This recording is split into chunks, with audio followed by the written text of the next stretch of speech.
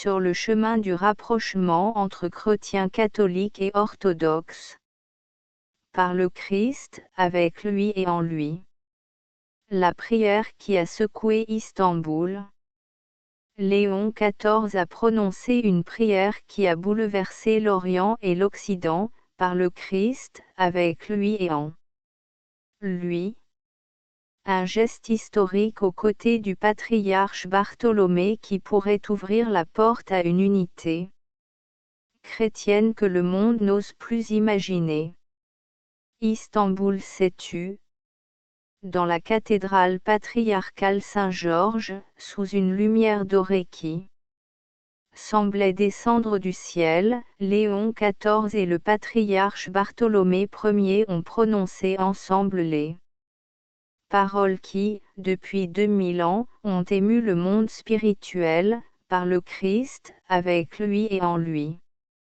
La doxologie, ce cri de louange qui unit les chrétiens à chaque messe, est devenu aujourd'hui un pont céleste, un écho capable de traverser des siècles de division et d'anciennes blessures. Léon XIV, profondément ému, a confié qu'entrer dans la cathédrale était pour lui comme marcher sur les traces de ses prédécesseurs, ceux qui, au milieu des persécutions, des schismes et des guerres, n'ont jamais renoncé à l'espoir de l'unité. Je suis certain, a-t-il dit, la voix empreinte d'une lueur presque prophétique, que cette rencontre renforcera les liens de notre amitié. Ce n'était pas un simple discours. C'était un vibrant appel au cœur du christianisme mondial. Nicée, le sacré fantôme qui revient 1700 ans plus tard.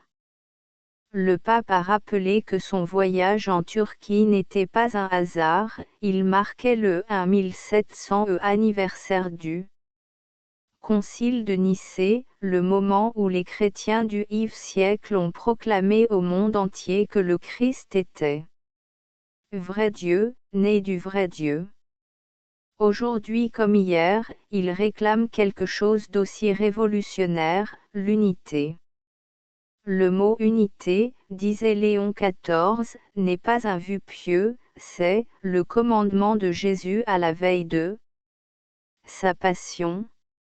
Et, avec une force inattendue, il rappelait que la division entre chrétiens obscurcit le témoignage à un monde en proie aux guerres, à la haine et au nihilisme.